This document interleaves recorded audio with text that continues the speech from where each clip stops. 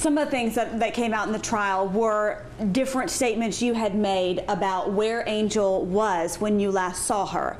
I think one was that she wasn't at the house, perhaps in the shower. Then she was maybe in the doorway waving. No, it was that was the only thing that was contradictory, and is the only thing that I found fault with. And most of you sat through the trial, there was very little that the defense fell into opposition with the prosecution. The time frame of the cell phone towers were exactly what I gave my statement in.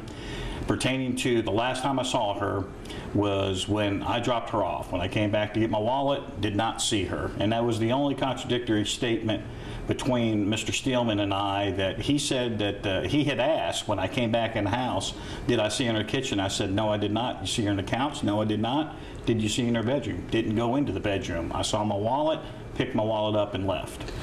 But when she was found dead in the driveway. So where was she when you... I was assuming she was in the shower because we had just come back from the beach, and she was going to a barbecue with her friends. Was there anything that day that made you think that she would take her own life?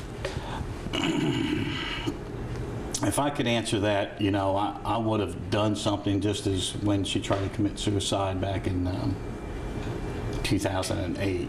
And Angel was a beautiful person, but all of us have issues.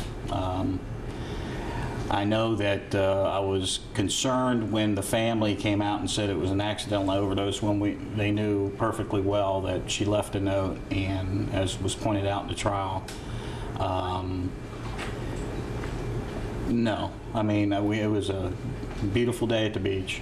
I think between the alcohol and the drugs, obviously, it was a tough day for her, being Mother's Day, and knowing that I was going back to Mobile. And it's just, again, everything pointed out in the trial pertaining to her debt. It's just unfortunate that that was, you know, brought out, because that's her personal business. But to say that somebody should be blamed for a death at the hand of somebody's own hand, I should say, is just, you know, I never thought in a million years, outside of that time when she tried to commit suicide, whether she received help. We asked her to get help, and I guess she didn't, because, again, this is something that I think about time and time again. Do you regret talking to police that night? No, because I know my lawyers thought that I shouldn't have done that, but I had nothing to hide.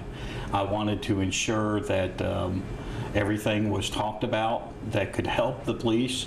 And again, until things progressed with Judy Newcomb, continuing to point the finger at myself, I really had nothing to hide. Why did you make so many stops between Angel's home and as you said, you were heading home? Didn't. You weren't heading home? No, I mean, I didn't make that many stops. I stopped to get a Mountain Dew.